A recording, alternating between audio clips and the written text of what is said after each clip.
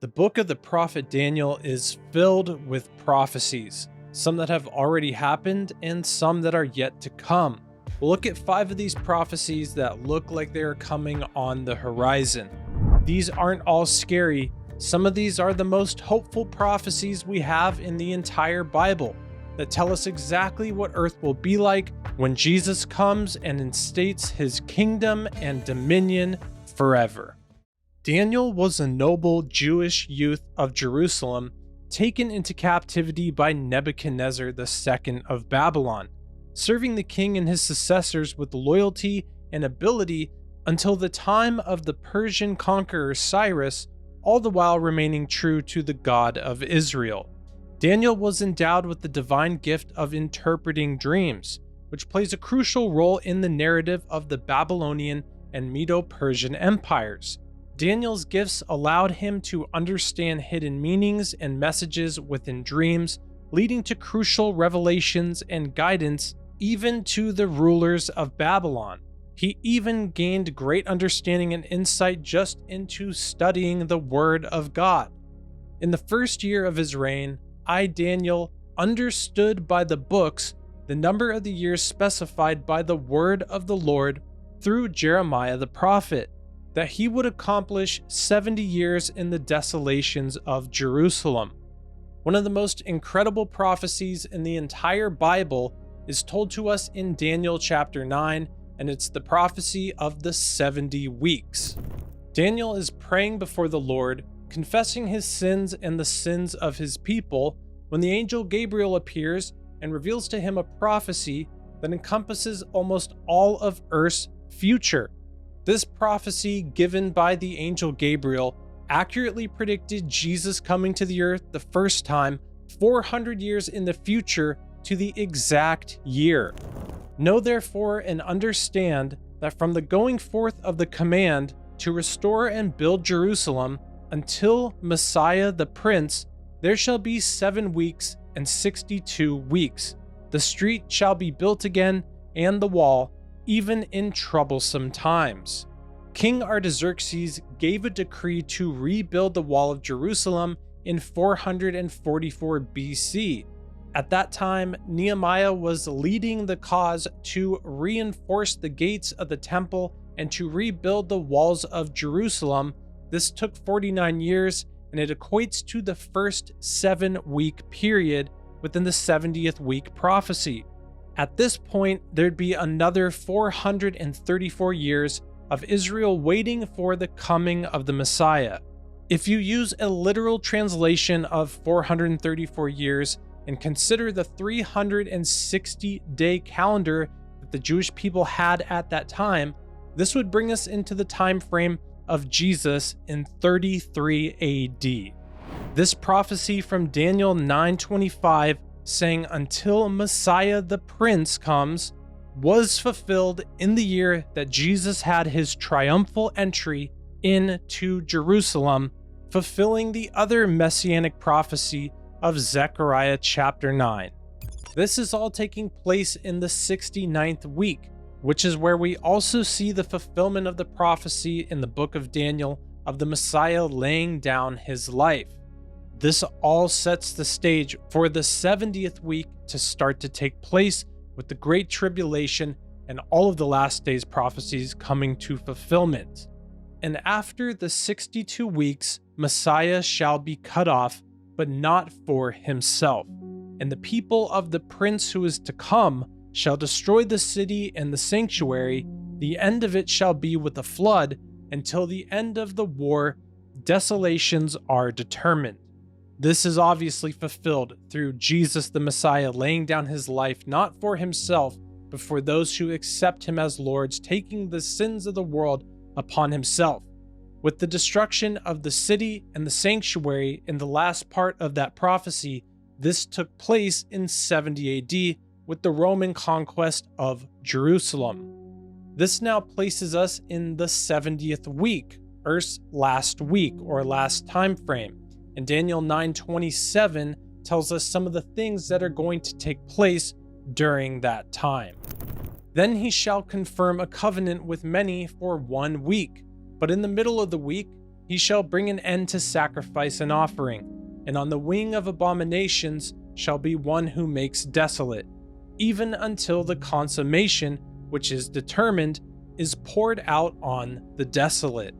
Right now in the Middle East, the unrest, the war, and the peace talks are exactly what has to happen for someone to step in and declare a peace treaty and prepare the way for the abomination of desolation and the cutting off of the sacrifices. Peace is inevitable.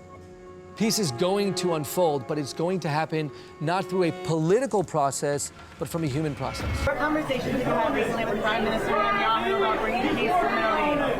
We had a good conversation. We're going to bring peace. You're going to have peace in the Middle East, but not with the clowns that you have running the U.S. right now. You're going to have peace. You're going to have peace in the Middle East, and they should have peace in the Middle East, but not with the clowns you have in the Middle East. Let me tell you, what you have people in the Middle East that aren't doing their job, and you have people in the U.S. that aren't doing their job, and when they get it together, when they get it right, you're going to have peace in the Middle East. Daniel 9:27 is referencing the Antichrist and his declaration in blasphemy, claiming that he is God in the third temple. Jesus found this prophecy so important that he referenced it again when speaking and prophesying about the last days during the Olivet Discourse.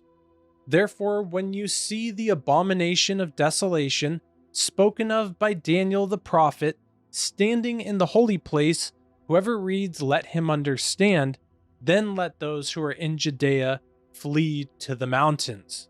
Right now, we are seeing all the necessary steps to take place for this prophecy to come to pass.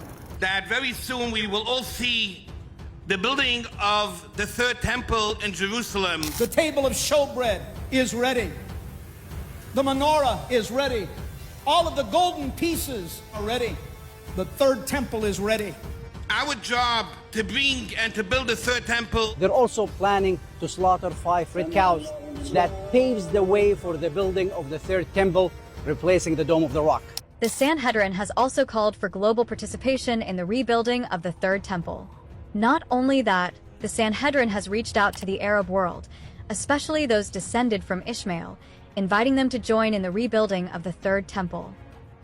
This invitation is inspired by Isaiah's prophecy, which says the sons of Ishmael will bring gifts and support the temple's construction. In the last 5 years, Jews have made very significant progress in preparing for the construction of the third temple.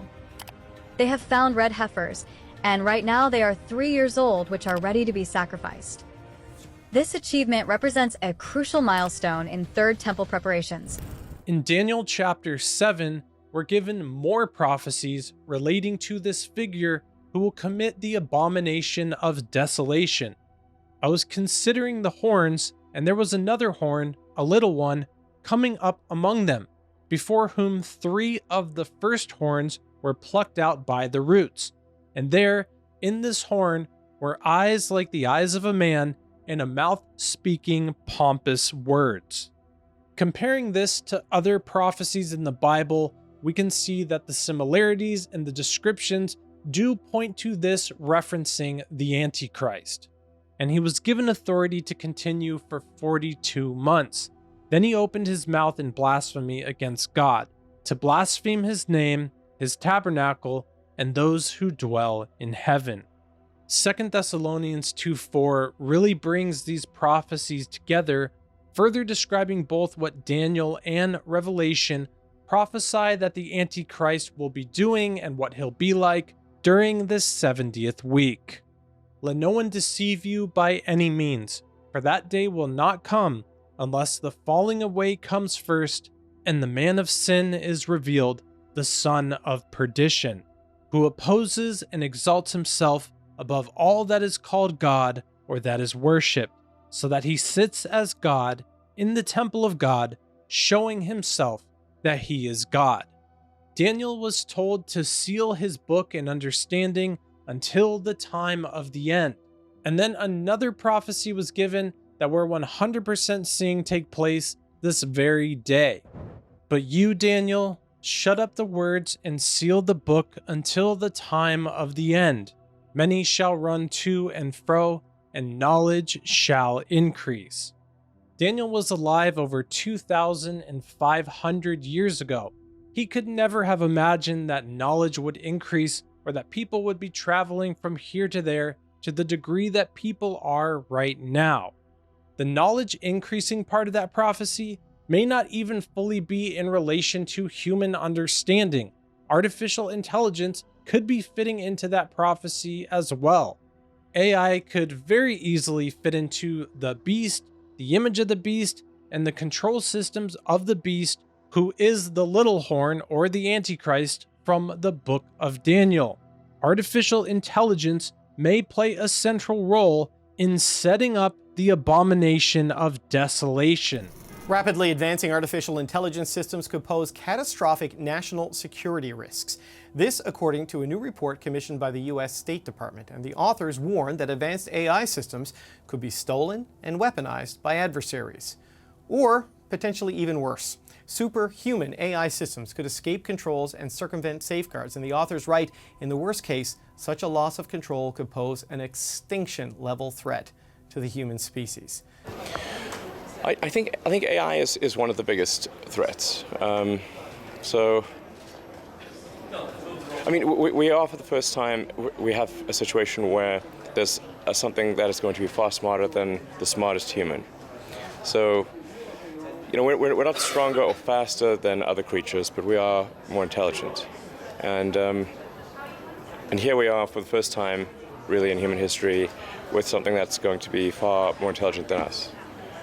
So it's not clear to me we can actually control such a thing, but I think we can aspire to guide it in a direction that's beneficial to humanity. But I do think it's one of the existential risks that we face, and it's potentially the most pressing one. Jesus said to watch for the signs of his coming, and we've seen so much prophecy fulfilled already that it's really interesting to look into these current events and see how the final prophecies may unfold. But the absolutely most exciting prophecies that are still yet to come are extremely hopeful ones, and they're ones about Jesus Christ coming back the second time. I was watching in the night visions, and behold, one like the Son of Man, coming with the clouds of heaven. He came to the Ancient of Days, and they brought him near before him.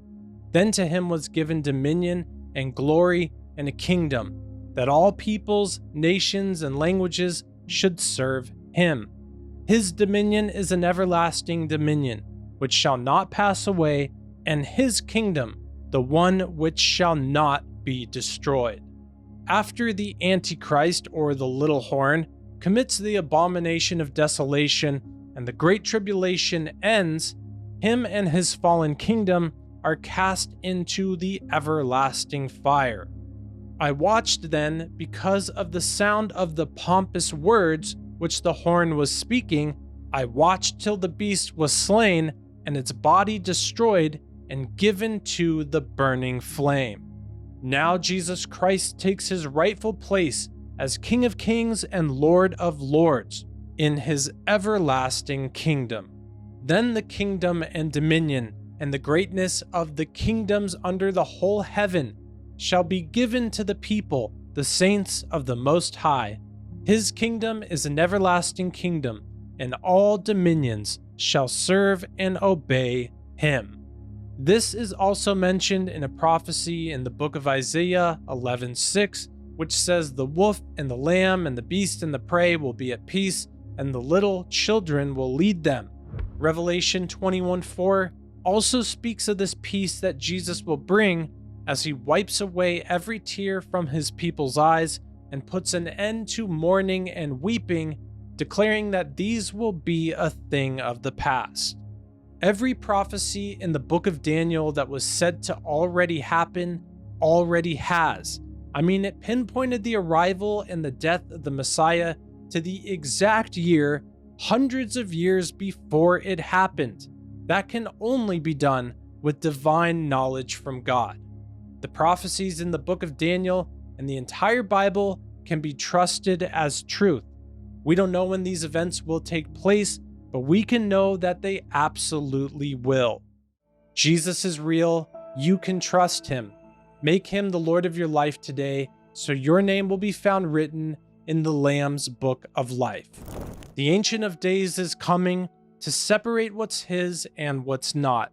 Reject Jesus and spend eternity in torment, separated from God. Accept Jesus as Lord and be delivered into everlasting paradise. At that time, Michael shall stand up, the great prince who stands watch over the sons of your people, and there shall be a time of trouble, such as never was since there was a nation, even to that time. And at that time, your people shall be delivered, everyone who is found written in the book.